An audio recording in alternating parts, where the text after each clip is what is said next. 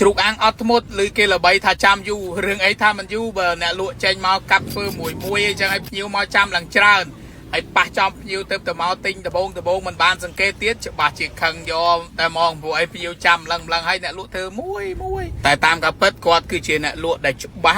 ba từ lơ chùm đến chuột nè thằng anh em mà dần kê chùm mùi nhom khơi quạt cắt này bài này sạch cứ quạt lấy lột thưa mấy ở dương nhằm cục khía ban chân anh cục nhiều mình tha nè màu mút mình tha nè màu còi hay cá cặp mùi bao quát cứ miên mù là hai cho ba lô ha quạt cặp quạt nga bài lần lơ đầm bay cầm oi pe chọc tới nhiều quạt do từ đọp té khanh bị hô trô từ nó không bay chứ thôi bay đang việc tôn lên chân anh ấy chẳng từ sợ tầm miên mù là hai tạ tệ hay còn play tam đàn đo chọc sợ tầm miên cho nó bị sai bao quát á hãy xem rapอาชีพกmình tha trên mà cha hàng tôi rồi thốn để pra appอมรัฐ mobile នឹងជួយឲ្យយើងអាចគ្រប់គ្រងហិរញ្ញវត្ថុផ្ទាល់ខ្លួនបានយ៉ាងងាយស្រួលនិងមានប្រសិទ្ធភាពខ្ពស់ហើយការប្រើប្រាស់អមរិត KXQR ទូទាត់ scan ពីភ្ញៀវរឹតតែងាយស្រួលរហ័សនិងមានសុវត្ថិភាពពិសេសទទួលបានអត្រាការប្រាក់ខ្ពស់និងអាចផ្ទេរចេញរហូតដល់ $50,000 មួយទៀតអមរិត KXQR ប្រើច្រើនកាលណាឱកាសឈ្នះកាន់តែច្រើនគឺឱកាសទទួលបានទឹកប្រាក់ចំនួន $80,000 រៀលដែលរៀងរាល់ខែរង្វាន់មានចំនួន 820 រង្វាន់ឯណោះចាប់ពីថ្ងៃទី 1 ខែវិច្ឆិកានេះរហូតដល់ខែមិនិនា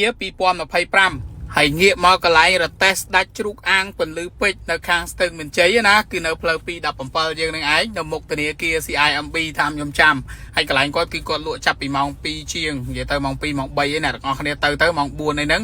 និយាយទៅរៀងឆាប់បានញ៉ាំបើសិនបើអ្នកទាំងអស់គ្នាទៅដល់ម៉ោង 5 អីម៉ោង 6 អីគឺថាភ្ញៀវច្រើនណាស់ឈរចាំតែម្ដងនៅតំបន់របស់គាត់ហ្នឹងហើយជ្រូកអាំងរបស់គាត់មួយថ្ងៃអស់4ក្បាលហើយសម្រាប់ការលក់ដូររបស់គាត់នេះវិញគឺតម្លៃដូចជាតាមខ្ញុំចាំដូចជា 60000 អ្នកទាំងអស់គ្នា1គីឡូណាតាមខ្ញុំចាំតែបើខុសអីអធិស្ឋានអ្នកទាំងអស់គ្នាខុសគ្នាតិចតួចអីហ្នឹងឯងអញ្ចឹងតម្លៃនេះគាត់ថារៀងលើគេបន្តិចប៉ុន្តែគាត់ធានាជូនថាជ្រូកគាត់គឺជាជ្រូកខ្មែរដែលគាត់ដើរទិញណាព្រោះគាត់ទិញមកហើយគាត់ស្តុកទុកនៅកន្លែងរបស់គាត់មកអាទិត្យគាត់ចុះទិញម្ដងអីចឹងទៅម្ដងមួយអាទិត្យហ្នឹងគាត់ថា 2-3 ថ្ងៃអីហ្នឹងព្រោះអីជ្រូករបស់គាត់លក់ចេញបានច្រើនហើយអ្វីដែលពិសេសគឺឃើញដូចអ្នកអស់ឃើញចឹងការអាំងរបស់គាត់គឺគាត់លៃលោកធ្វើម៉េចឲ្យផ្នែកព្រោះអីជ្រូកហ្នឹងវាទាំងមូលហើយជ្រូកមួយក្បាលគាត់ថា